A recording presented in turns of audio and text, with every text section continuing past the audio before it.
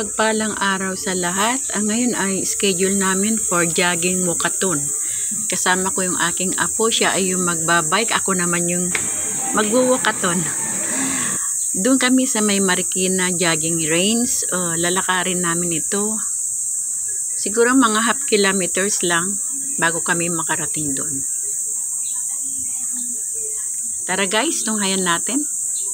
Go, go, go. So, naaskal. Ito naman, pusakal. Ayan, no, kawawa naman. Wala siyang kasama. Ang liit-liit. Ayan. Miming. Ampunin kaya kanan namin. Kaya lang, baka may magalit yung may-ari, hanapin ka, pinabayaan ka lang dito na maggala-gala muna.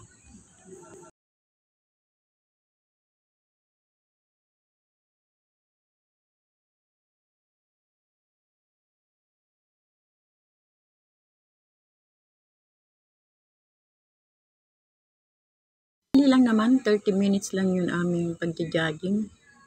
Kasi magagabi na, magdidilim na eh. 2 kilometers.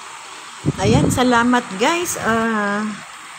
Sa oras na ito, nakabawas na naman ako ng toxic sa pamamagitan ng jogging at walkathon. From Libis to Marikina jogging range.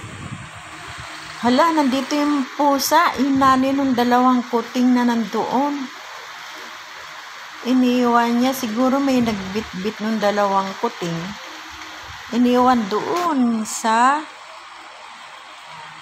gitna ng jogging range. Kaya ito yung mother. Ayan, nandito na kami sa barangay Libis. Malapit na kami sa amin. Kaya pag nilakad namin yan, hanggang 30 minutes din. Ito na yung kampo. Camp Atienza. Ayan, tapos na nag-jogging. Hello. Nakapag-jogging din. Sa wakas. Dito sa mga halaman. Ayan yung halaman ko dito. Hanta na. Sa may gilid na. Sa may gilid na bahay. Hello. Natagod sa kada-jogging. Walkathon naman, tsaka jogging. Kasi yung ako ko, nag-bike siya. Ayan. Ayan, thank you. Ayan, snacks naman tayo guys. Spaghetti and turmeric.